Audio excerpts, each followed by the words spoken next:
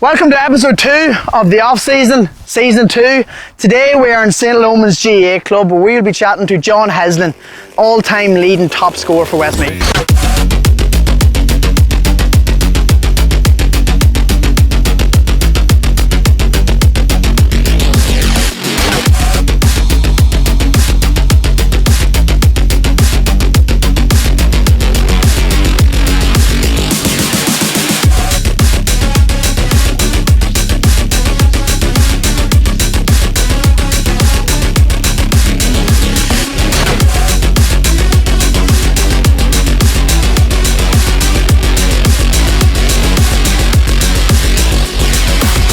Yes, John. Shane, how What's are you? the story? Good to see you. You brought a friend. Yeah, I brought a little pup with me, if that's all right. Hope you don't mind dogs. Brilliant, brilliant. Welcome to St Lomans. Yes, nice to meet you. Good to see you. How's things? Welcome Yeah. to episode 2 of season 2 of the off-season. And look at more people here, the better. And we'll just go for a wee chat and we'll just dive right into it, okay? Absolutely. Good Good to meet a celebrity. So yeah.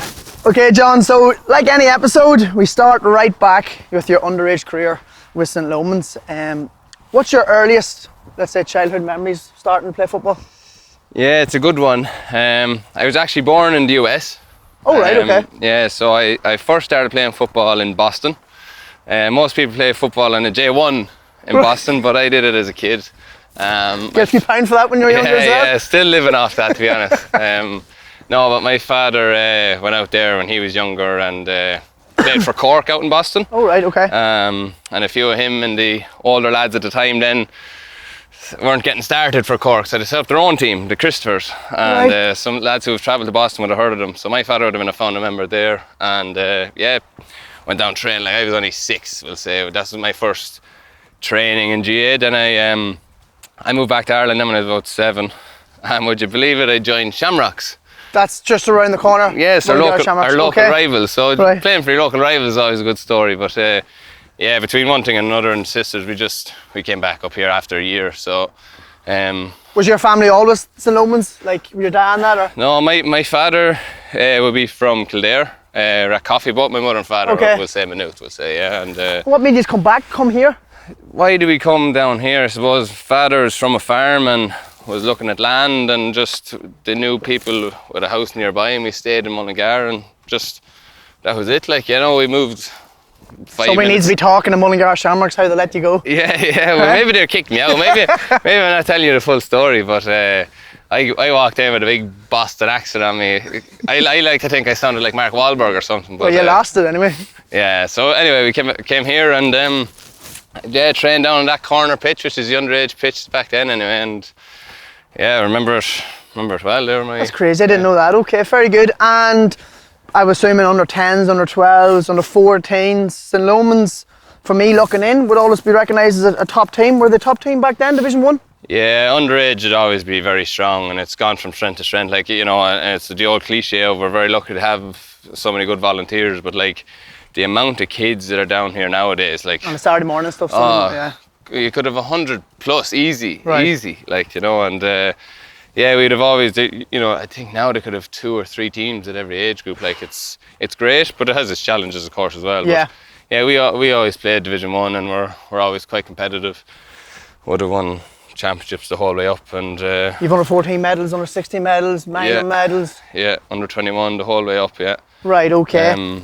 So yeah, it would have been strong. Who was the biggest competitor, let's say rivals at that time, in terms of playing? Were you playing the similar teams every year in the finals? Or? Yeah, by and large. Well, I don't want to leave any team out now because they'll get offended. But like, you know, we'll always play. Shamrocks will always be local rivals because you're in school with those lads, and no matter what form goes out the window, and it's a local rivalry, and particularly underage. So they're always big games. And then Castlestown or St Malachy's would have been strong at my age group, and I actually played hurling with them, who are out in the country. So right, okay. Does the Lomans have a hurling? Lomans don't have a hurling team. There's only one hurling team in Mullingar, really. I'm going to get criticised for that, but St Oliver Plunkett's is in the town, whereas Cullion would be out the road. And when I came back from the US, I played at Cullion. And then when we moved out to the farm, then I changed hurling teams, but didn't change football teams. Is there many hurling teams in Westmeath? Good question. Many hurling teams. I'm going to say Senior teams are what? There's only probably 12 or 13. Right, senior that teams, probably I think. helps in Lomans because if there's no hurling team, it's not taken away from the football. Yeah, well, we'd have a close affiliation with Clonkill, which Okay. are a top senior hurling team. Gotcha. And then so some lads will play with Plunkett, some lads will play at Cullion, some lads will play at Clonkill. But the challenge there is that they're still dragged away for training, so we Right. still have that challenge of Right, okay. you going this. We'll chill out here for a we still, bit. yeah, we still have that challenge of lads being dragged to hurling, but I think the thing with likes of Mullingar, and I see it with Westmeath in general, I was only talking to people during the flat about this, is that there's a lot of sports. We've produced a lot of good sportsmen across the board, even Yeah. in Westmeath as a whole. Like, you know, there's a lot of focus on soccer here, rugby, hurling as well. Like, they compete quite well, and as I said, Clonkill would have been in a lot of senior finals, and Paddy Dowdall, who's our current manager, would have played a lot of hurling with them. The Riley brothers, with a lot of Clonkill lads, yeah. Right, okay. And you just mentioned soccer there. It has come up even just for last week. Then the Smith, he played a bit. Did you dive into any other sports? Was it? I played a bit of soccer, yeah.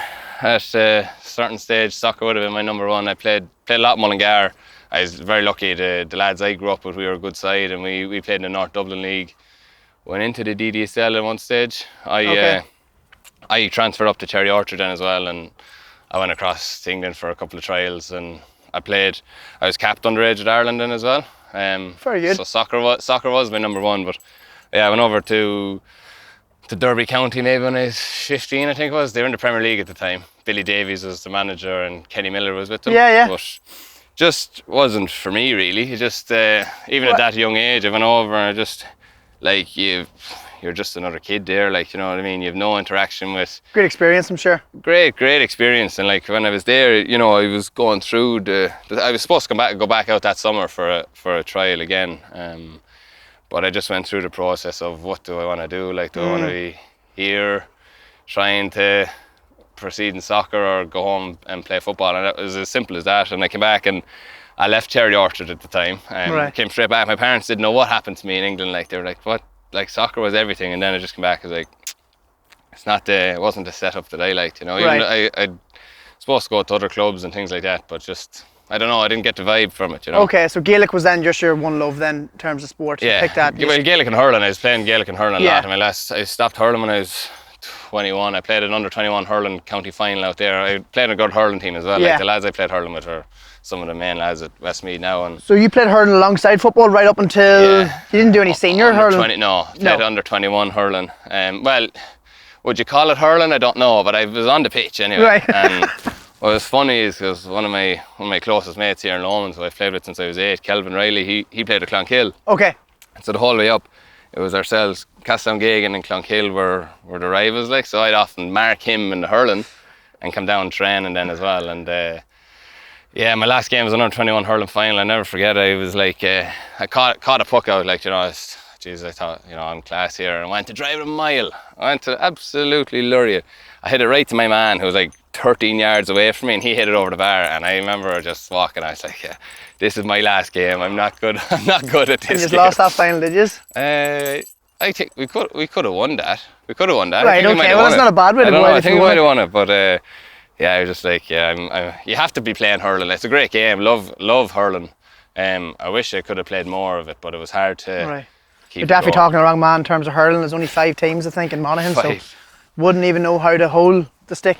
Yeah. Right hand, left hand. So, back to the Gaelic. So you're pretty successful in terms of 14s, 16s, minors. I'm sure you played minor level more than 1 year. Probably played 2 or 3 years. So when was your first? Let's say, do you remember your debut for St Lomans in terms of senior? Yeah, I made my senior debut at 16. I came on in a league game. That's actually not illegal. Started a But league game. you can't even do that now. I think the rules won't allow you to do that. Yeah, it's crazy. I started a league game. That was my first performance. We'll say, came on in my first championship game, and then after that started ever since. And I started midfield. I was 16 playing midfield. In a league game, senior league game. A championship, yeah. My first senior start was midfield, 16. You must be the same height as you are now. Yeah, Is that right? Probably, boys will tell you I was probably a little bit bigger, but body composition changed. Yeah. We'll say. I lost the puppy fat. The game changes, yeah. Yeah, but yeah, it was midfield, and we got to the championship final that year, so that was a big year. What year was that, sorry? 09. Okay, that was And right. we played Gary Castle, and Gary Castle taught us a lesson that day. They were at the peak of their powers. Did they get to the All-Ireland final? Cross beat them in... No, 11. Was it? They were after that, but they were at the peak of their powers. Yeah. Like Desi was flying. They were all flying, and they taught us a lesson that day. I remember I got a hit off Shawnee Donahue. I'll never forget it. Yeah, I got a hit after the first few minutes. I think it was early on anyway, and that was an introduction to this is what it's like to be out around the middle. Right. Okay. Now skipping on a few years, 2011 was a big one. I did have a insight in this and did a bit of research myself. You did a bit of a move to Oz, isn't that right? Yeah. You did a bit of a stint there. Yeah. Did it go similar to the way the soccer did? You just felt it wasn't for you? No, a little bit different, I'd say. And again, I probably had a little bit of a different career with football than most, because I went into...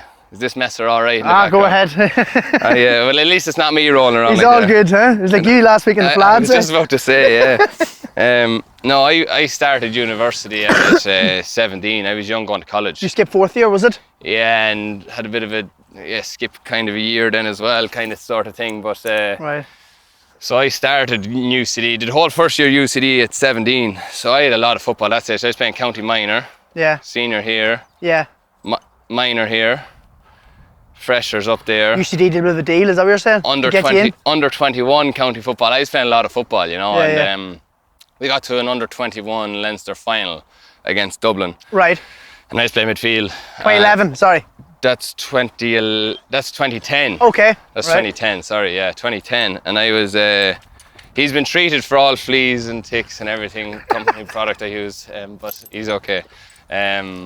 Yeah, that was 2010, and we played Dublin up there. Lost, narrowly, should have won it, but I got a trial over with Essendon at the time. Yeah. Mickey Quinn was with them when I went over there, so Mickey Quinn looked after me a good bit when I was over there. And from Longford, Mickey Quinn, Longford.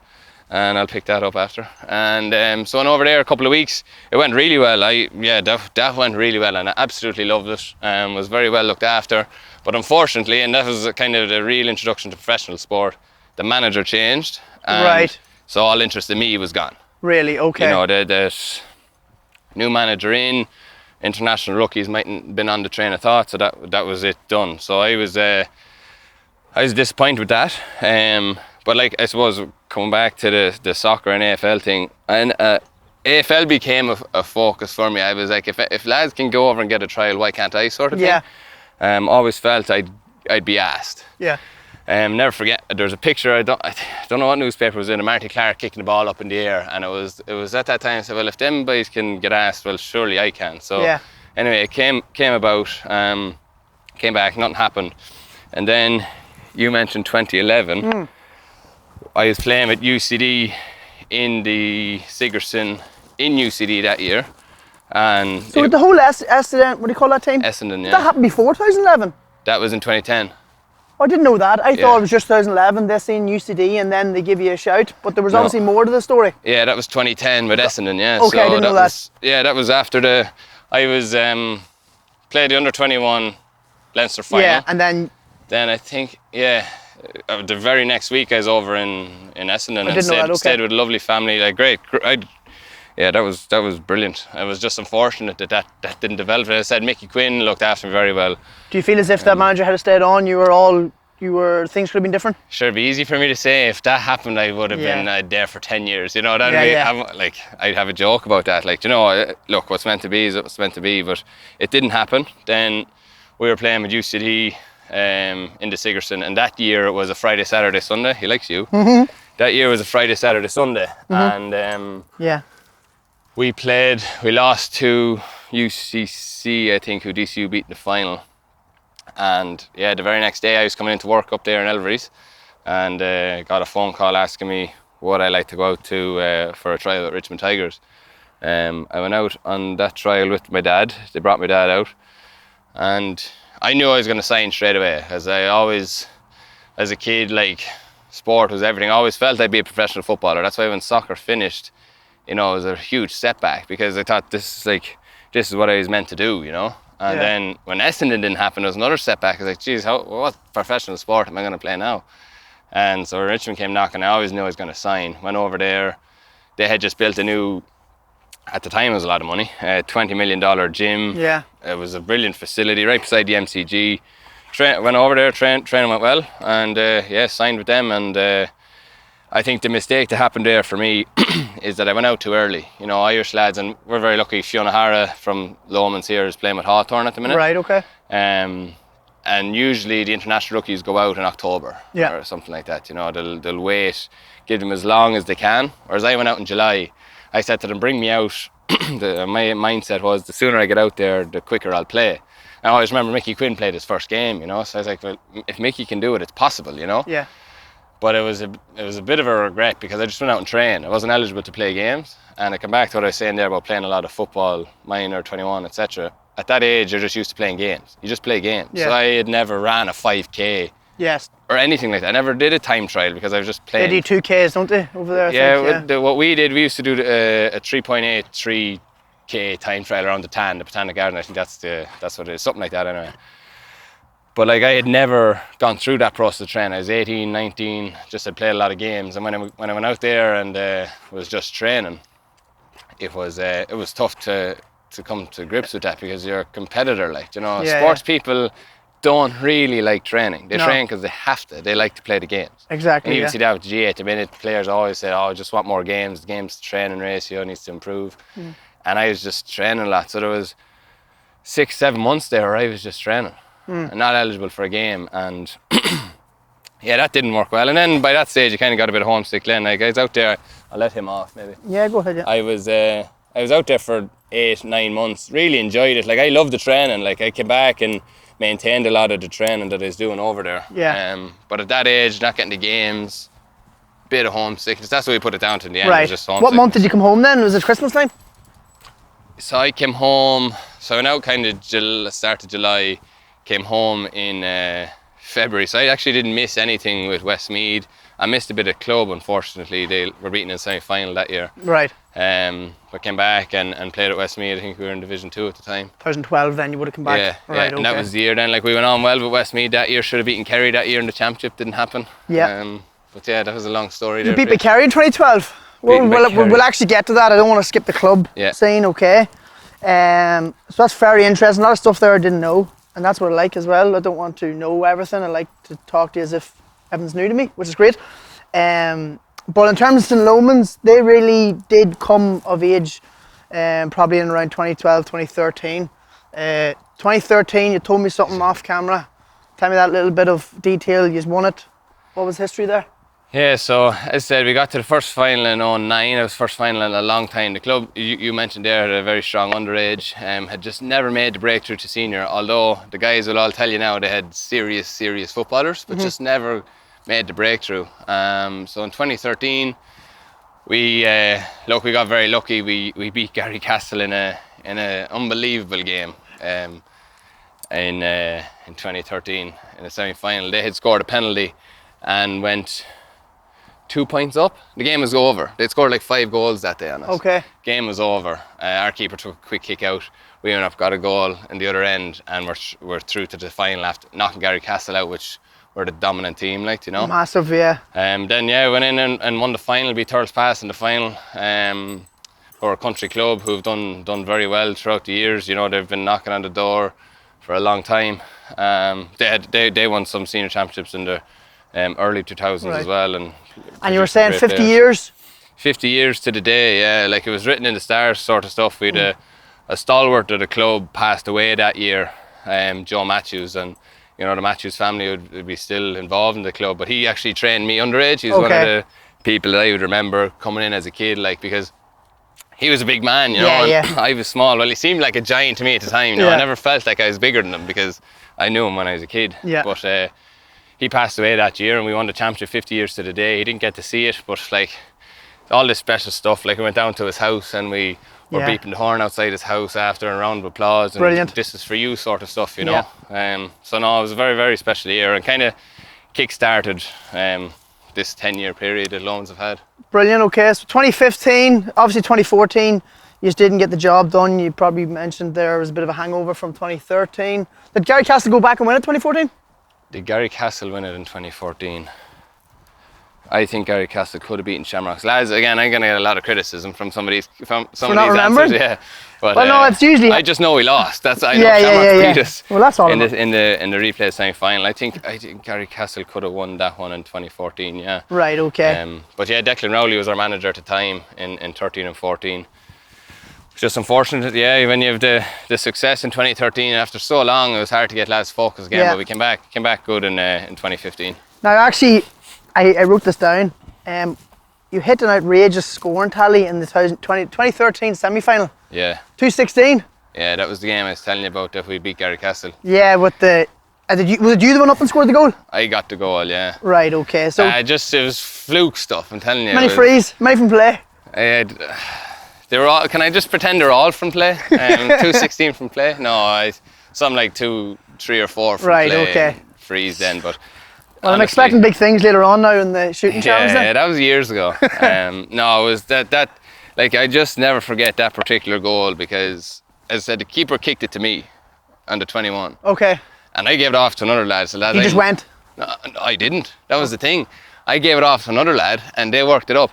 And then one of my good mates said, John, get up, will you? Yeah. Like, I was wrecked. I was like, jeez. And he said, go, will you go?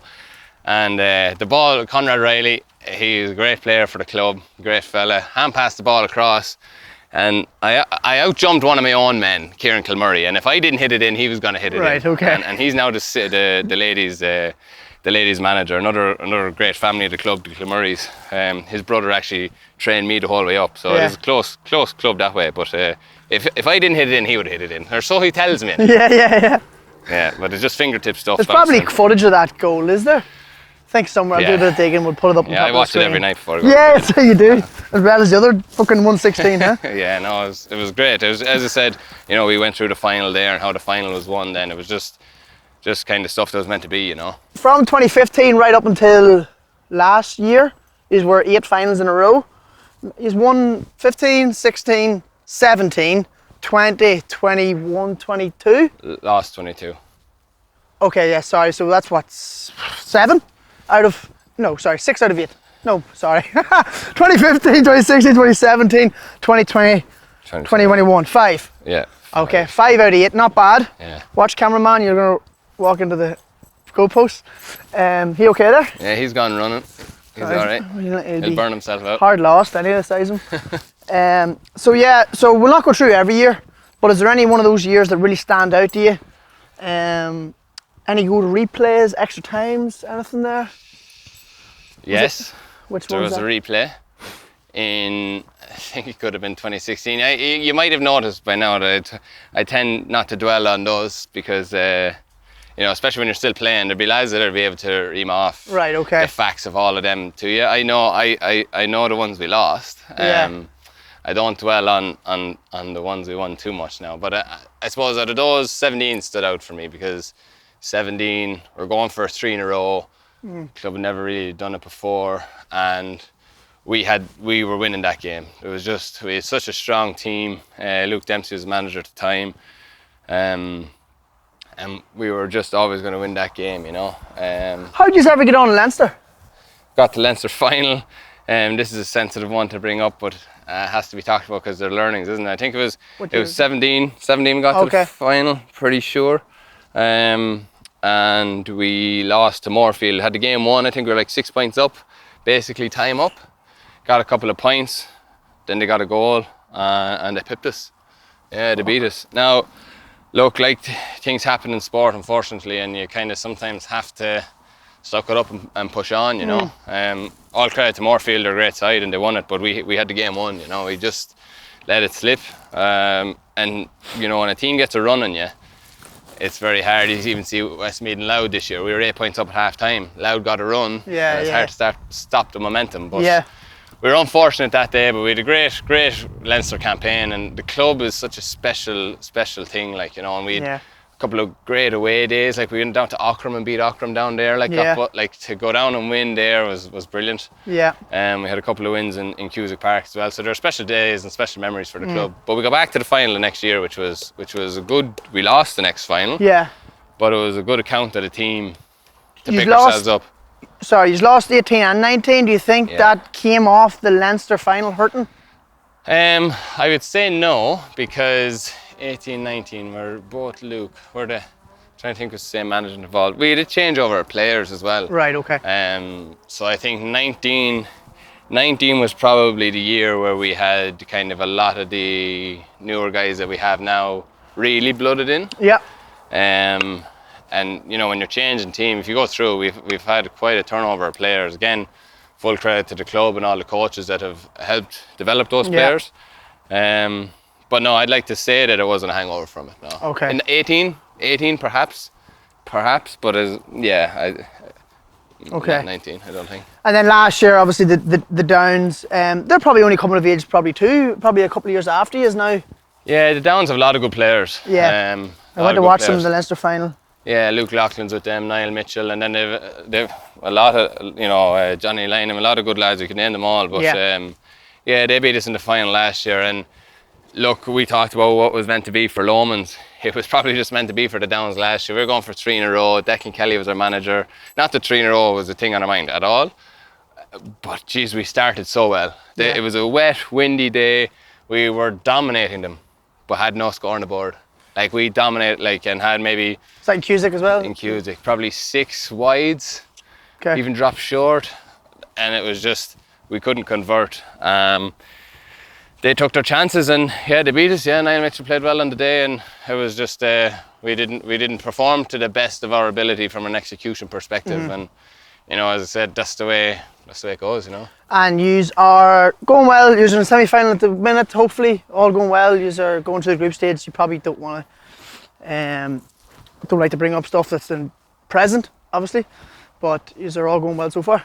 Yeah, it's been a decent year. We've a new manager in, Paddy Dowdall, ex-player. Played a lot of football with him, but we've Philip Wolfe in as well, ex-Moorfield player. Two great guys. Training's going well. The best thing, look, the most important thing about it all, we've talked a lot about results and winning, and you know, not everyone gets the chance to win a county championship, but what they can do is they can train well, have a lot of players down, and we're very lucky that Paddy and Philly have gotten that back into Lomans as well. That we have a lot of young lads coming down. I think we had 28 training last night, which people are like, well, sure, you're a town team, you should have that, but it's not that easy. No. We have a lot of players involved, but to get them down and get them interested, and that's what we have at the minute, which is the How many senior teams do you have? So you have the senior, you have junior, and junior B then as well. So you have 3 senior teams. Yeah, but not everyone will, you know. Of course, graded, I know. But not everyone, like junior B guys. Does junior B train their own, do they? They do. He's a big enough They have these PT guys, you know yourself, that sort of game. But no, like a lot of them do, but a lot of them are young lads. That's the thing, you know. Yeah. And it's a tough transition now versus when I started. As I said, I did my first training with the senior team at 16. Yeah. I couldn't wait because I could go in and I could burst a lad and nothing be said to me. You couldn't do that underage. No. Whereas now, a 16-year-old coming into senior training, it's a different game. It's a different level of fitness now. Like, you know, I mentioned to you about Australia that I had never done the running or anything like that. Whereas senior club training, you're doing that now. You know, you're doing the minimum level anyway, you know. Yeah, so well, everyone else is doing it, so you can't be left behind, you know. Yeah, so it's a big step up. It can be daunting for kids coming in, because they are kids. At 16, you're a kid, you know. And is the minors under 16s underage right now still hitting the top division? They're all good. A lot of good players underage. So the future's bright. That's brilliant. Future's bright. I'd love to get down for a Westmeath final now, because I can sense there's obviously a little bit of history or a little bit of a bite there. I'd love to see maybe yourselves and Downs in the final, and love to be at it. So all going well. I'm sure we'll be in the final with the Downs at some stage, but they're out this year now. Is the league over? Oh, they're out? They're out, yeah. Oh, fuck, right. And we talked about a hangover. Yeah. Not saying that they did, but they had a lot of lads that went away. And that's the other thing. We've been lucky that, you know, lads went away at certain times and it fit right and timed right. They missed some of their key players this year. Like, Niall Mitchell was away in the US. I hope that he'll play with Westmeath footballers now that I mentioned his name so much, but he's a great hurler and he plays. Does he play for Westmeath? He plays hurlers, yeah. Okay, hurlers, right. But he was a loss. Connor Coughlin, they had a few lads that are away. Gotcha, and, right. That is a challenge with club football as well, because they played in the Leinster final in December.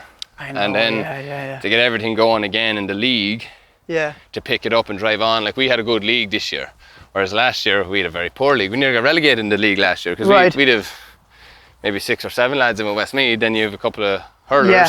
then you have a couple of under-20s. Gotcha. You're missing a lot of lads in the league. And did you win the league this year? Who won the league? Kinnegad beat us in the league final. Okay. Who are still in the championship and who are a very, very, very good team. Jack Right. Cooney and Pascal Cahill managed them, who would have Okay. been Westmeath managers a couple of years ago. So. Yeah. What if I told you that you could use Whoop as your own personal wearable health and fitness coach for GAA? Whoop isn't just another fitness tracker. It is constantly measuring my resting heart rate, HRV, activity levels and sleep performance. I use Whoop daily to allow me to track key metrics so I can train hard as well as coach teams in GAA to the best of my ability. What I have learned by using Whoop is that when I reach my sleep goal each night, I am primed for high strain the following day through exercise and coaching. GAA players can benefit from Whoop by understanding when to push themselves to their max based off their recovery score that morning. If you are interested in improving your health and overall performance, you can go to join.whoop.com/Shane Rice to get started this off-season. So you briefly talked about UCD, and then you went over to Oz. And did you come back and go straight back into freshers year when you came back from Oz? Yeah, I had 2 years done in UCD. Right. And I was supposed to start out in Melbourne University. What's that dog? I was supposed to start in Melbourne University in February, but came back. Would always have had a huge focus on my studies. Right. Came back then. Well, sorry, not always. I focused more when I came back. Okay. Yeah, I went back into third year then, so I was lucky and just went back into playing football. You live in Dublin? Did you live in the campus? I was living in Dublin. Never lived on campus. Lived off campus with a few lads. Any footballers you live with? Or any? Kieran Lenihan from Meath, who used to play football at Meath. He's similar background, ag science and fireman as well. So yeah, I'd have been close mates with him. But in terms of footballer lads and just local lads, it's, Right, okay. good footballers as well. So did you play Sigerson then 14, 15, 16, so on? Yeah, and I did a PhD in UCD as well. So I was registered to UCD for a long time. I started in 2009 and Hold on a second. Started in 2009, when you finish? officially graduated in 2019. And was it all under the same study? Well, I did my degree Yeah. and then did the PhD. So it was the add-on of it? Yeah. So the PhD it ended up being 5 years because I Right. took a job in the middle of it. And how many of those years did you play ball with UCD 09 onwards? Yeah, and this was the thing that originally you could play as many years as you wanted, but I think rule it was had- like once you have 6 years college football done, or Yeah, 6 there was years a rule Sigerson. that came in because we talked about Andy Smith. He was at DCU for a long time. Yeah. He actually mentioned that you beat them in the semi-final in 2016? That was the final. Yeah, I beat them in the final. He was playing. Yeah. And he said you were just star-studded with players, yourself, McCarthy, Jack McCaffrey, Mannion. Con Yeah. didn't come in till the following year. Condon wasn't there for that. We Davy Byrne. I think Mick Fitz, yeah, he was, yeah. Mick Fitz was on that team, yeah. Yeah, Colin Pascal was a sub on the team. Oh. Not saying, oh look, he was a sub. He was But young. look- He was young. He was very young, but geez, he was lightning. Did he play in that final? Not sure if he played enough. A great player. Yeah. So yeah, a lot of good lads. We won that year, 2016. So that was a good one to have. And that was my last year, Right, okay. Did I That was your play? last year purely because the rule came in. purely because of the rule. Right, Yeah. okay. And then they lost. Never forget, they lost the final in 17, and I didn't go down to it. I was down in the Connacht Centre of Excellence, I think it was, or around there anyway. And I was distraught because, like, you know, I took the PhD to progress my career and studies and all the rest. But I was like, I'll have a few years playing Would be Sigerson nice. here. Yeah. But anyway, Jesus, now that's the way can't be it ripping goes. the piss out of it. Enough's enough. Yeah, You got a yeah. Sigerson anyway, and Yeah. you mentioned that was a big year because Billings. Yeah, Dave Billings passed away that year. Pretty sure it was 2016 he passed away. So it was very, very special for a few of us players who would have known him a lot. Like, Okay. he definitely helped me out. Like, even say when I was going through the whole Australia thing, I would have been going to Dave for advice. Right. Like, anyone that's gone through UCD during Billings' time would just know how he just looks after people. No matter if you're the person that is taking the frees, or if you're the person that's goalie that goalies are important, but goalie on the 4th team, if you're helping out with the water bottles, you're all treated the same. Yeah. Billings was an excellent man, you know. I'm sure, you know, there's a lot of talk about Mick Fitz this year. Billings was one of the main people who found Mick Fitz, you know. He brought him up into the Sigerson in UCD. Right, okay. And helped develop him there as well. So yeah, it was a special year for UCD. 20 years, they hadn't won it in 20 years. Billings passed away as well, so yeah, it was a tough year. Right, Good year okay. though, good year to win, and a lot of good lads, as you said. Right, okay. I miss college football. Sorry, it's one thing that it's a pity to see in the current calendar year that it doesn't get. It could go away, like it could really get a back seat. And it'd be a huge pity. I understand the challenges that are there, like gee, I don't underestimate that at all, and thankfully I don't have those headaches, but some of my best days are playing college football, you know, I play a lot with Jack. And would the inter-county managers not be safer off just letting them go play Sigerson and then come back after and then miss a little bit of league? Yeah, and you see that's what I would have done, like I played a Burn Cup at UCD. I made my Burn Cup at Westmeath, we'll say 8 or 9 years after playing with them, you know, because I played all my Burn Cup at UCD. Yes. Focused on the Sigerson, and then you come back in. Yeah. UCD used to be, I know probably before your time, used to be in the Dublin Championship. I played in Dublin Championship as well, yeah. Before UCD? Yeah. And when did they stop that? Oh, 2014 or 15 maybe. Was it that soon, was it? I think so, yeah. Well, and the beauty of that was that I could play Dublin Championship. I think I played Dublin Championship in 2009, even though I couldn't play Sigerson. Okay. You couldn't play Sigerson when you were a fresher, but I could play Dublin Championship. Right, okay. I used to love going up playing the Dublin Championship games because... Did you ever get far semi-finals and quarters? Quarter-final, I think it was a quarter-final. We played Bridges in Parnell Park, like sure you know yourself. Dublin Championship games, evening games in Parnell Park, they're good. Under like lights, under lights, it's good. Yeah. It's good standard. And that was my point about college football. You're going playing with these lads that are getting different experiences in different counties, and you know where to pitch yourself and you learn a lot. You know what I mean? And then it can give you confidence with your own lads in your own county that actually we're doing a lot of the same stuff as other counties, you know. But sometimes people can be a bit delusional about that, you know, but right, okay. It's a great experience, great memories, and Ryan Wiley, another man was on that team, another great footballer. Yeah. Who captained that year? Jack was captain that year. Okay, very good. Pretty sure, yeah. Okay, so I do want to touch briefly on your studies. You were there for 10 years, and I have no idea in terms of what sort of PhD you have or what degree you have. I know it's including farming. Yeah. Okay, but it's probably not your average Joe milking and taking the cows out like some of us used to do. But you're probably a bit more higher up, are you? I would explain to me what you do. I wouldn't say I'm higher up now at all, because at the end of the day, that's what still has to be done to put the milk into the tank and ultimately... And you run the farm at home, do you? So, if my dad ever watches this, he'll laugh at that, but right. No, I'm farming with my dad in partnership. We're beef at home, because he works as well, so I do have another job other than farming. So it'd be very hard to do dairy farming and have a job. Some people do, but it's tough. So yeah, my degree was animal and crop production, so you're learning dairy, beef, and then the tillage side of it as well. And then my PhD was in reproduction in female cows, if you like, to keep it simple for the audience. So please, yeah. It was labour intensive. I was based in Trim, County Meath, which was great with Chagas. I've been lucky to meet a lot of great people. That dog's after seeing another dog now. Lucky to meet a lot of great people, and we beat Meath that year in 2015, and I was working in Meath, so that was we got to knock a bit of crack out of that. Yeah. Paddy Rourke's was a bit of a farmer, wasn't he? Paddy Rourke's farming as well, yeah. Yeah. Doing a bit, but he's in Australia at the minute, in Australia, yeah, another good lad. But that's it. Look, in a nutshell, yeah. It was hands-on, a lot of animals, a lot of testing, a lot of reading and writing then, and learned a lot of good skills. Very analytical. Yeah, I can imagine. Totally over my head, I wouldn't be. I felt like it was over my head sometimes too, don't you worry. So moving on, there's a lot of great stuff there with St Lomans. It's obvious that it's very special to you. Lots of great memories. You also, I'm sure, have great memories with Westmeath. You talked about your coming back from Oz in 2011. Your senior debut for Westmeath was when? Yeah, so I came back in 2012, but my senior debut was in 11. Before you went? Before I went. Okay. I made my senior debut in a league game in Haggardstown.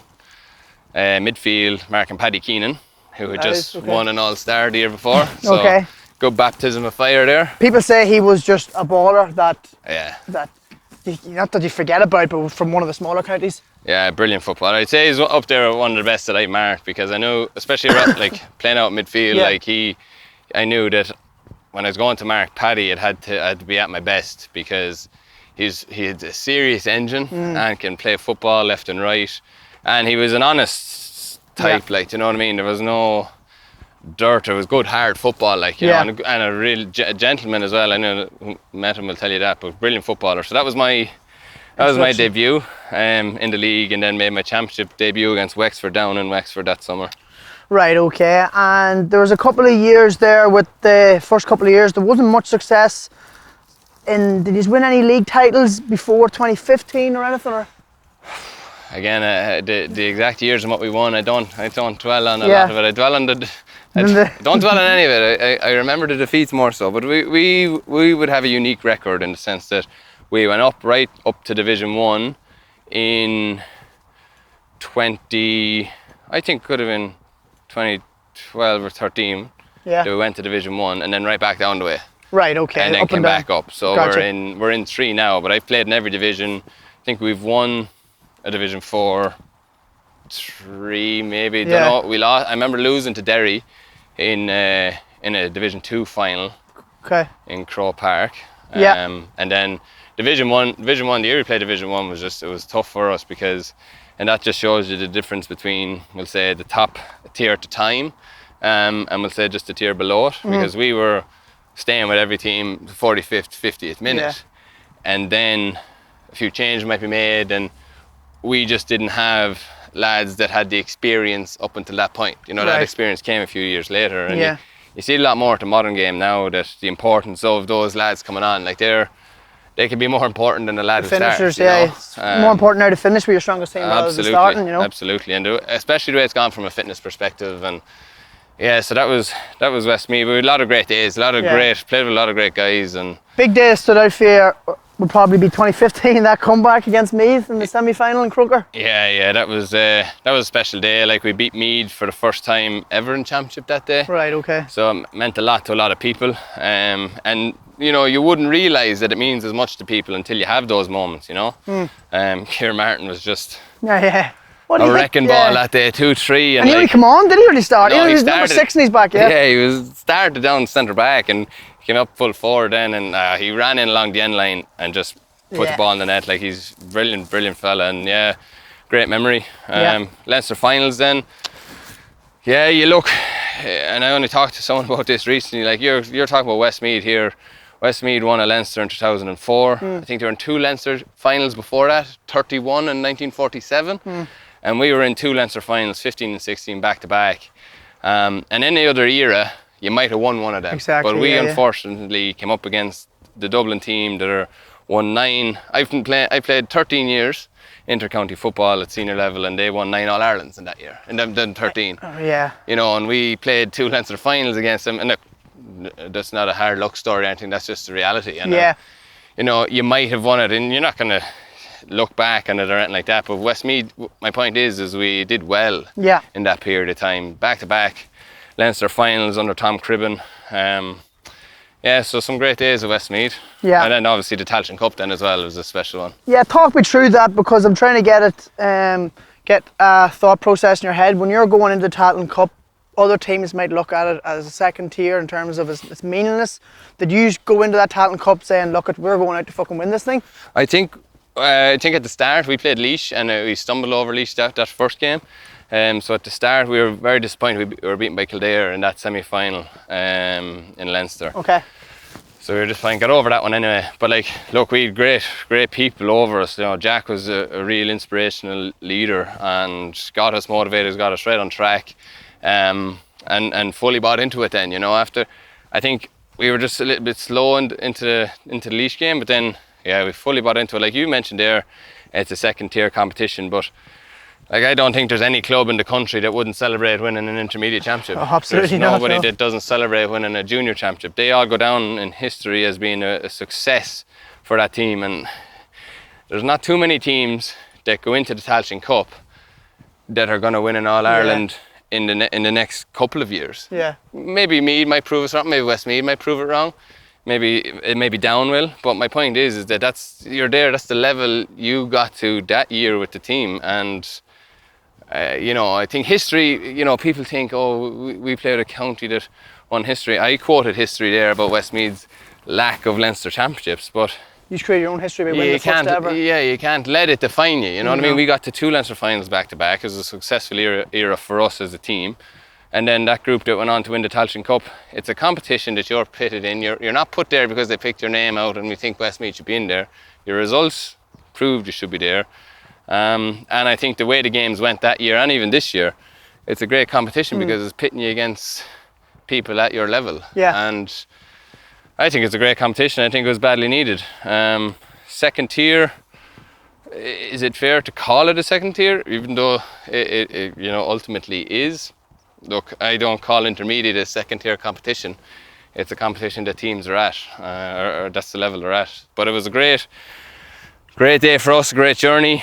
Come back to Mullingar, didn't think we'd get the reception. You know, people loved it. It was great, and it's just a pity with the GAA of building on that then as well. Like, and what's next for Westmeath, and what's next, like, for Meath going on that, and the whole getting people to buy into it. Like, you know, like, yeah, that'll be a big thing for me. But we'd enjoyed ourselves in Cancun after. I'd say you did. Yeah. That's a big bonus. That's a big motivation factor at the start of the thing.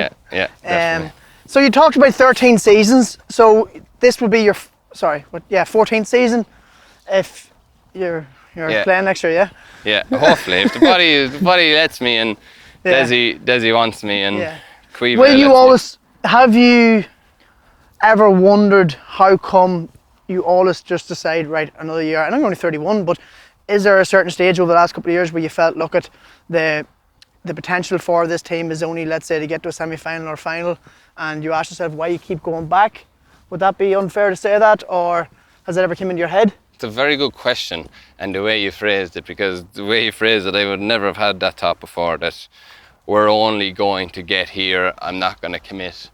I've never had that thought. Yeah. It's more that I think it's a privilege to be playing with your county and to be asked in, and it doesn't last forever. And it's, as I said earlier on in the conversation, I always felt I'd be a professional sportsman. I think that GAA, even your club, but senior to county, provides you that atmosphere or environment to do that. It's a challenge because of work, and like I have farming, Quiva. You're a busy man, yeah.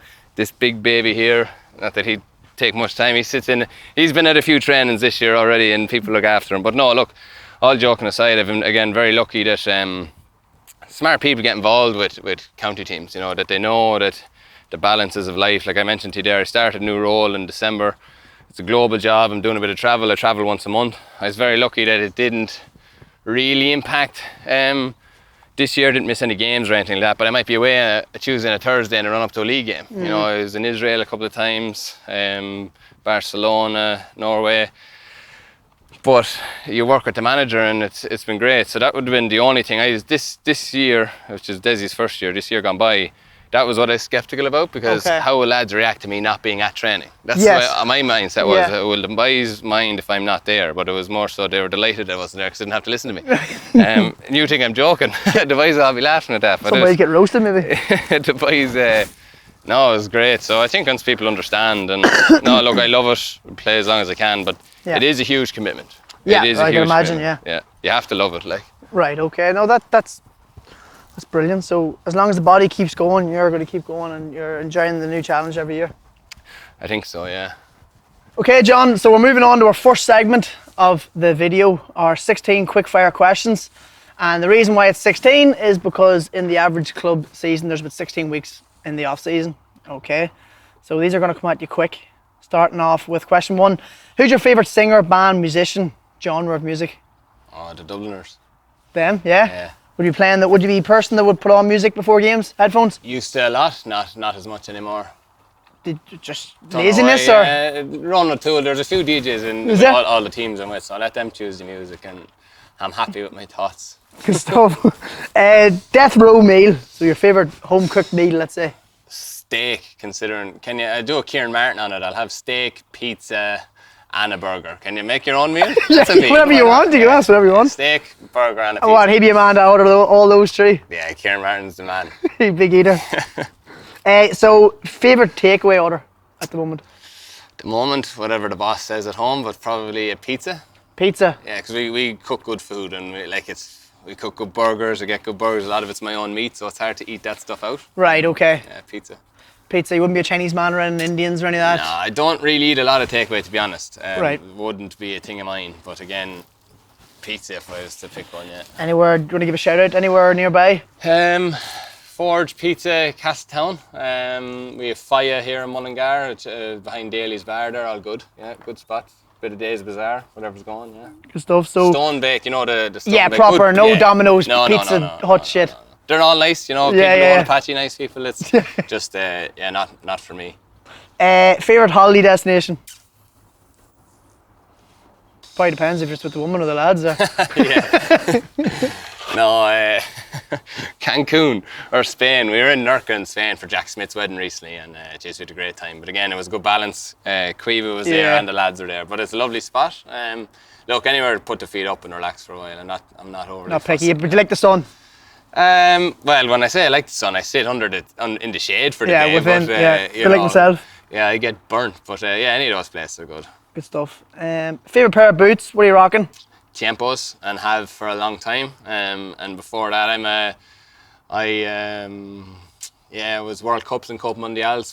Basic. Yeah, I'm a creature of habit though, and if I get used to something, that's what I stick with. So just then when I went to Australia, I changed to Tiempos and. Right, okay. They're the blacked out ones or the white ones? Or? Yeah, I don't wear white. The boys are all onto me. Someone asked me training last night, do you not feel faster in white boots? And I said, watch this run. And well, the speed gates will see how fast they have later on. But no, I always just have a pair of World Cups in the bag just in case. Yeah, with studs. Yeah. Your least favourite football ground? Place you hate going to, club or county? That'll give it away, because then when I'm going to play there, they know we have them here. Ah, stop. You'd help me out. I don't like any grounds. Not saying you don't like the club, just the grounds. No. Any bad memories at county grounds or club grounds that you wouldn't like? Yeah, I'm very much the type of person who don't dwell on them. I'd get over that. Like even the more, I remember going down to play in O'Moore Park after the Leinster final, and some lads were like, "Geez, the last time we haven't won here," and things like that. I just wouldn't dwell on it. But I'm going to say nothing on that one because. Tell me off camera. Yeah, the game. You have 2 goals. You have the pitch there. Go and do the business. Doesn't matter. Right. Okay. Get over it. And would your favourite be here? Yeah, this is here in Cusack Park. Yeah, I love playing in Cusack Park. It's just a great ground, always well looked after. And same with Lomans. Nigel Hogan's looking after it the minute you walk the pitch. Great pitch. So yeah, love both of them. Yeah. Do you have a morning routine? Morning routine: get up, get my shake. Usually have a shake with a load of oats, protein, Is that berries. pre-meal the night before or just on the? Sometimes Guiva makes overnight oats, but I'll just throw it in the blender and mix it all up. Out to the farm, and then start work. Good stuff. Coffee around or? Coffee, yeah. Sorry, coffee. A lot of coffee. Right. Yeah, Okay. A lot of coffee. You like coffee? Big coffee. Many a day. Yeah. 3 anyway. Right, at least. Yeah. And then when you're training, especially if it's Westmeath training, you might just sneak a 4th in there. But right. Okay. maybe that's what's wrong. Maybe I drink too much coffee. Can you sleep well at night? Yeah, sleep like a babe. Right. Okay. Most memorable game? We've talked about them there. Probably for the club, the 2013 semi-final or the final, because it was our first win, and then with Westmeath, probably the Meath game. Yeah. Most embarrassing moment in GAA? Anything stands out? Embarrassing. Even with the lads running. Embarrassing moment. You're putting me on the spot. Just trying to get a story out of you. I suppose first time you get sent off, you're a bit embarrassed, because you've let lads down. Missing frees. I know we're going to talk about one later on, but lad, you're not embarrassed at that. Probably getting sent off is maybe. When was your first? You're not a big man to get sent off, are you? It was a laugh. I was when I was younger, because you're coming up and that, and you're trying to drive yourself on. You're a young lad, and when I was younger, I got sent off a couple of times. Yeah, but that was probably a bit embarrassing. Yeah. Right. Okay. Pre-game ritual. Are you superstitious? Do you mentioned creature of habit? Yeah, definitely when I was younger, and I think as you get older, like you tend not to focus on some of those things, just having my gear all ready, just being in a good headspace. Yeah. I know that sounds so funny, but like I wouldn't be rushing, have it all done. Very Eat lucky. the same meal or anything, or? No, Westmeath, I'm eating whatever they give you. And again, the day before, it's all about the day before for me. That's on the day. Yeah, I've prepared the day before already, so I've gone through I do a lot of visualization, unbeknownst to myself. I'm thinking, I could be sitting watching telly, and I'm thinking of what I'm scoring going to do here. Yeah, exactly. So that's done well in advance of the day of the game. My eating's the same. The biggest thing of me is that I don't do too much the day before the game, particularly on the farm, because you could get caught doing something for the day and then you're wrecked. Yeah. But I'm very lucky that Dad does a lot, especially when it's around football time. And you mentioned visualization there. Is that something you will just happen subconsciously? Do you put that in the plan the day before, that you have to take an hour and do that, or? Yeah, no, and that's definitely not put into the schedule. It's just something happens. Just something that happens. Yeah, I do it with probably everything. Everything I do, it's been visualized at some stage, you know. Except when you make a mistake, I didn't visualize Yeah, that. yeah, But yeah. you know what I mean? Like you go through a lot of and even public speaking and things, you do a lot of talking with work, and you've pictured it already, and you've gone through the process. So are you nervous? Not really, because I've seen this happen, kind of thing, you know. I totally can. It's like an exam. I always try and think back, if you have an exam and you know you're going to do well in it, it's just the actually process that you don't like to do. You've already seen it happen before, but that's interesting. Okay. Do you track performance at all? I see you're wearing some sort of, is that a Garmin or? Garmin, yeah. Track performance. Apart from GPS, like, do you wear anything like health monitors during the day, general fitness? I just have the Garmin on me, and that'd be the only track. And I know a lot of lads wear the Whoop and find it very beneficial. I should look into getting one. But yeah, that's probably it. In terms of tracking performance, of course, you're tracking your weight to an extent, the performance in the gym, your weights, and all that sort of crack, of course. Most thing I probably keep an eye on is my sleep. Need to make sure I'm getting my sleep in, and recovering. I said a 31-hour recovery is the most important for me. Yeah, very good. Okay, so nearly there. Daytime or nighttime game? Daytime. Okay. Some people like it under the lights, nighttime.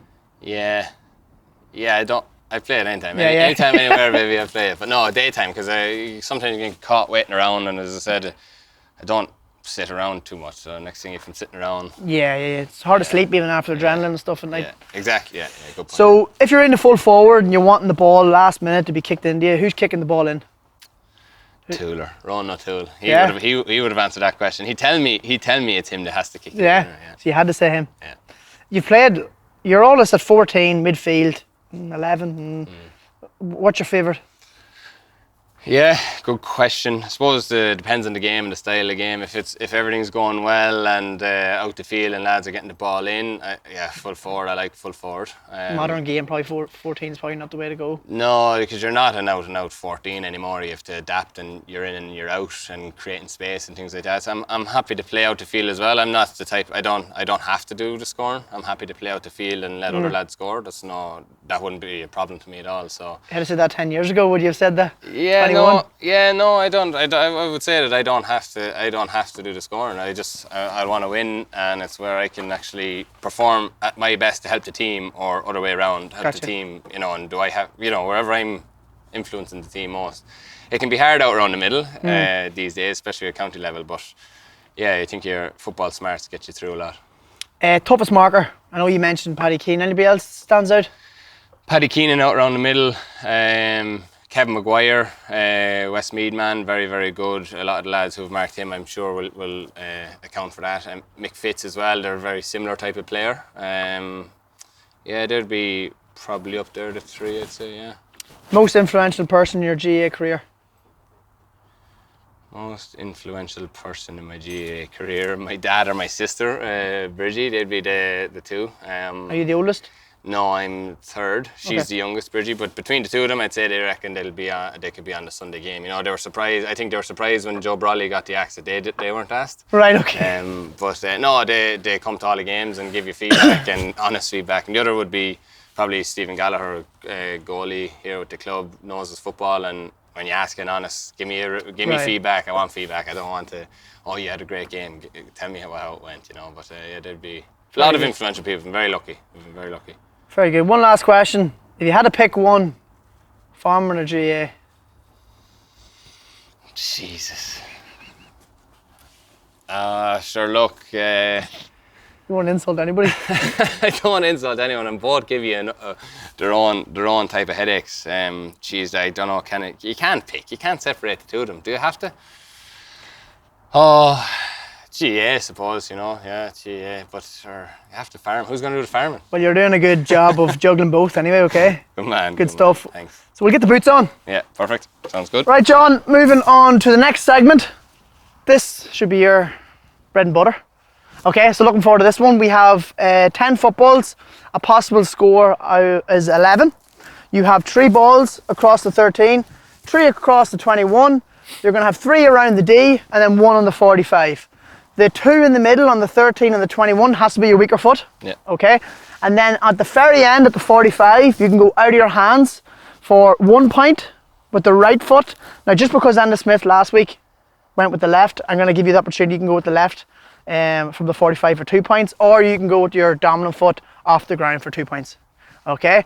From season 1, Samuel Rai is still the top. He's got 10 out of 11. Okay, so that's you're aiming to try to get 11 out of 11. Sounds All good? Yep. We're going to start at the far corner. Tighter, you said this is tighter angle than they had. Am I starting 21 or 13? 13. Yeah, so this is the one that Sam missed. And I will say that in Louth, in the Martin, for some reason, it didn't look as tight as this. All right, off you go. I want you to take this as serious as you can. Do your routine, okay?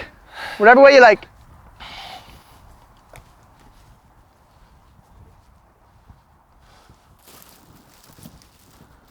Is there anyone penalising me for going by the line? No, I'm not paying. You can take as much yards as you would in a game.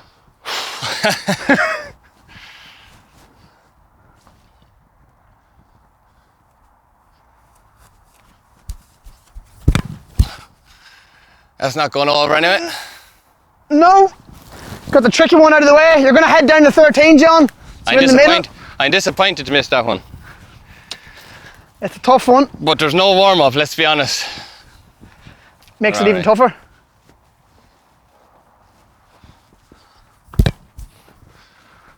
Did your heart drop a bit? Never. I knew that one was going over. So just before,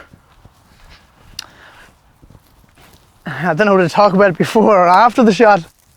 Okay, so I did want to bring it up in the chat, okay, John? I'll just grab you for a second. So obviously last year you had an opportunity to draw the game against Tyrone. Win the game. Win the game, was it? Okay.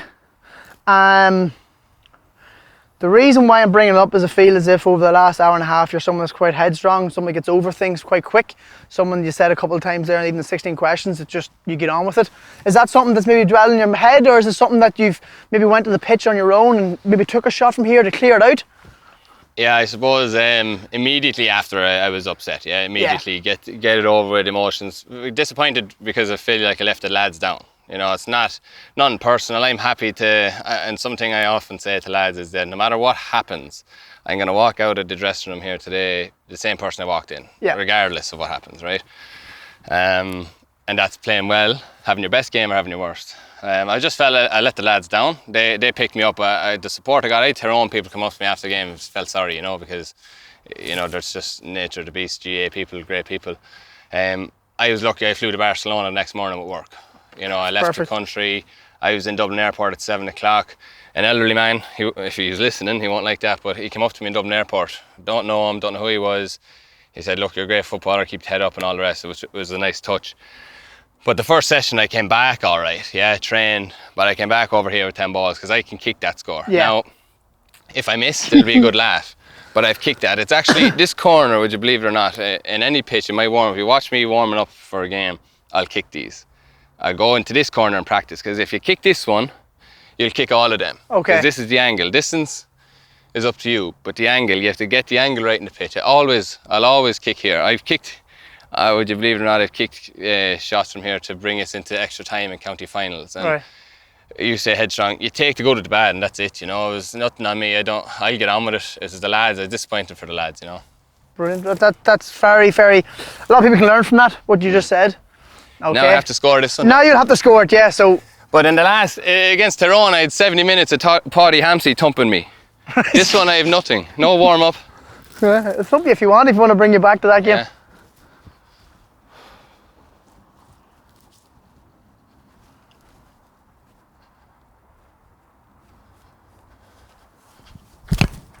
Yes, John, that's it. There's a sore elbow as well. Good lads, so that's 2 out of 3. You're moving on to the 21.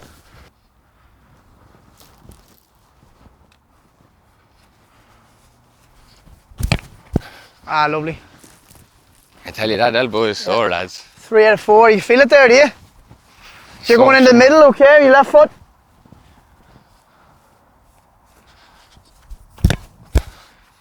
Good lad. 4 from 5, am I right? Yeah. Where are you going to tackle this? Outside the right or inside or your left foot? I'll check the angle now. I was disappointed I missed the left one there. You wouldn't. Would you take a free from this angle with Westmeath? Yeah. Is Ronan not left footed? Ronan's left footed, Luke's left footed. They're probably all watching saying exactly we should be taking them. But there's a fine line. the fine line of the angle and the wind. Yeah. I'm happy you let the lads take it. They're both great strikers, but to an extent, I'll take it, you know. But Do you prefer this side or the far side?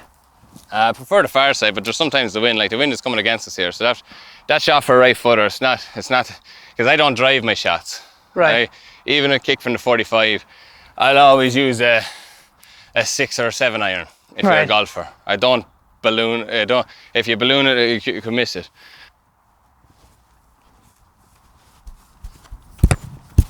Brilliant, love it. Yeah, I should have kicked the earlier one.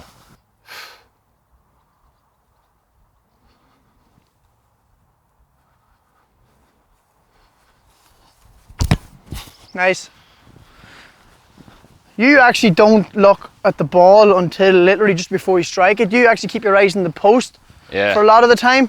Yeah. Whereas some people take a look at the post and then not look at the post again. No, I keep my eye on the blue spot. Have you changed your shooting or your free taking stance or routine? I can kick this left or right, can I? Yep. Have you changed it at all over the last couple of years? Last 10 years? 10 years, yeah. I'd say I'm kicking this way 10 years. Okay. There's a sting. I remember I was on a work placement and I was practicing my frees, even though I was supposed to be doing a bit of farming. I was going through the motion. And it was then that I like this run up. I don't like to run up, I like to walk, and I just hip it over the bar.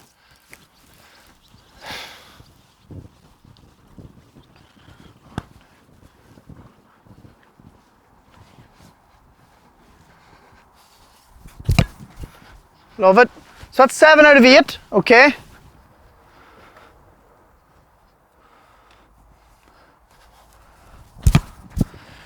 Very good, okay. I don't usually strike 45s. Sam McCartan, Luke, great lads kick the ball off the ground. You have to be practicing them. I don't practice these. I used to kick them. I'll do what Samuel Roy did and just go back here and kick it from back here. Is that what he did? Did you see it? You did. I'm going to look for a nice piece of grass out here in the middle. You're going a bit far. But I will look at Enda Smith went left foot and we give him 2 points. So if you want, you can go left foot and you get the 2 points and you get 10 out of 11. Or you can go with out of the hands right foot for 1 or off the ground. I kind of have to go off the ground. Well, I go left, but it's not a suitable wind for today. Left. I kick that left. Yep. It's just not, it's coming against us. I'll try it off the ground. Now you pick a spot wherever you like.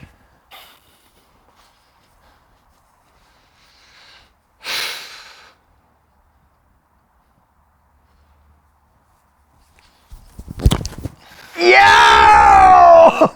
Yeah! That's all right. Great stuff. That. Yeah, no warm up. Good stuff. You're on the 45 now on. Yeah. Sorry, Sam. Sorry, Luke. Great stuff. 10 out of 11. Brilliant. Top of the leaderboard. Definitely this season a joint with Sam from last season, and you both missed the same shot. Yeah, no warm up. I'm happy enough. Disappointed miss it, but would you have went right foot or you would have went left? No, the angle there, right, left foot. But as I said, if the wind was going that way for a left-footed kicker, so it was going to be a left foot. In a little bit, wind going the other way, I would have gone right. So wind is a big thing, part of what 100%. Way you take the shot and stuff. 100%, because as I said, I don't blast them. So if you're not blasting, it's not going to cut through the wind. So I like to use a mid-range iron, even though I'm no good at golf. That's the way I kick it. So brilliant, great stuff. Move on to the speed then. Great stuff. Well done. You don't need to put that in, but I learn. Okay, well. If you want, I learn football. I know football. Yeah. Do you know what I mean? And I talk football, or at least I think I do. Yeah. But younger lads coming through, I think that time is given to everything else. Will you win the coaching and management? If time allows. Yeah. Time allows, and if people want me to, you know, it's looking at a game. At the same time, looking at a game retrospectively is very different than looking at a game live, right? But like you talk about kicking there, going through the kicking. Like one thing, I always have to know why I missed that. Yeah. Like I know why I missed that one. Right. I caught under the ball, you saw the spin in the ball, it wasn't coming in like the rest of my shots. Why did I miss the one against Tyrone? I did everything right, actually. If you look back and watch the clip. Did you watch back that? Yeah, I watched that clip a lot. I kicked it so well. The spin in the ball was, I did everything right except score. And even the wind was coming in that day. Like I said here for the left footer. Right. The wind was coming in for the right footer that day. I did everything I was supposed to except score. So that's why it was even harder to be hard on myself for it, because I went through it all. Maybe I could have taken my time a little bit more or something, you know, but I had done everything. So that's why if caught it wrong or if the spin wasn't right, then I would have been disappointed, because That's the basics of it. you have to go through your process. I went Yeah. through my process. I kicked it really well. Some people say it was over, but it wasn't. It tailed back to the far side. Did you over? I could have kicked it too well, to be honest, because Yeah. it went a bit too far. Right. If it had come in a little bit, as in not the distance wise, it would have dropped over. Do you know? Because I kicked it too far in a curl, and the curl over the post. Right. Do you know that sort of way? But a spin on it, my steps, everything, I struck it really well. You know when you've struck one really well. Yeah. And that was. That's interesting. Oh, that's great for back home, especially young people, you know. Whereas this one here that I kicked, it landed the far side, but I never came in. And you see, if you watch the clip back, you'll see the spin on the ball was kind of like that, because I caught underneath it. Yeah. Like, I didn't top it. I got underneath it. Like, Right. you know, Okay. sort of. That's the. So you really analyse it. You do analyse the kick. I just know. Yeah. I just know, and I know it, because it's kicking them a long time. Like, and I never mentioned there about 10,000 hours.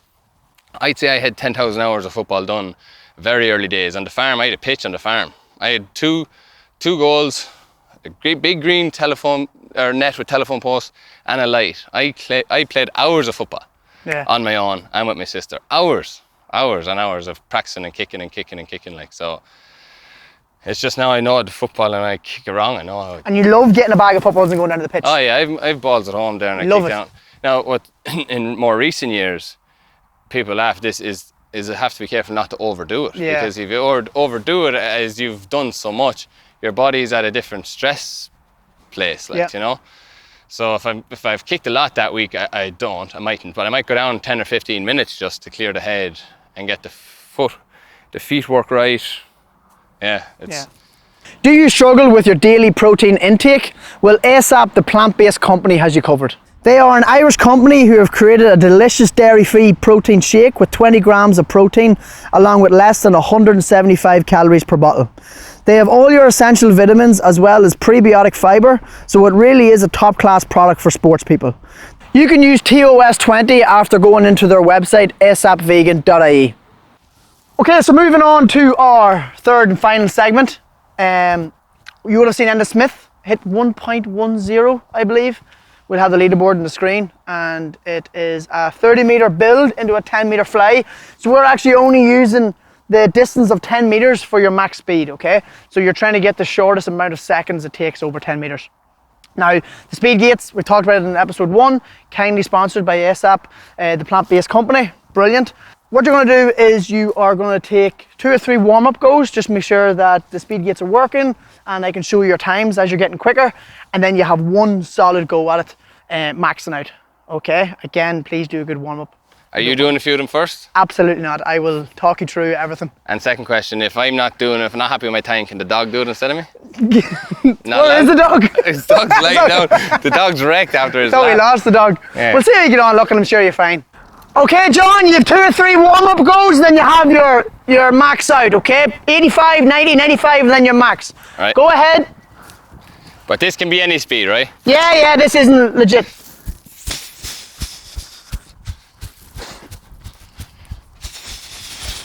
Yeah. Okay, so that was 1.3. Okay.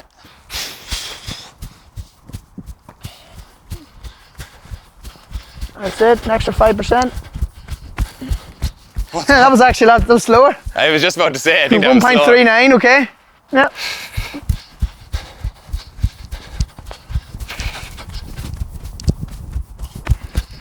All right, good lad, 1.15.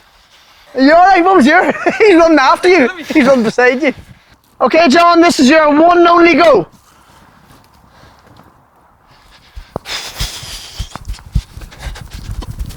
Hard, right through. Woo! What do you think? I don't know, 1.12. I didn't beat Hang anyone. on. Yeah. 1.12. Yeah. Okay. Good stuff. I'm Well all done. right, happy with that. Yeah. Good stuff. Well done, Thanks very John. much. Good stuff. Thanks. Good stuff. John, loved having you on. Brilliant to have you on for episode 2. Really good stuff. Speed was great. Shooting was great. Enda Smith just pipped you very slightly. Okay. Folks at home, it would be great if you could subscribe. It really helps the channel grow. It helps us get more and more players on board on different episodes. Also leave a comment down below on who you would like to see on the next couple of episodes for the off-season, season 2. Great stuff, John. Great stuff. Thanks very much. Well done.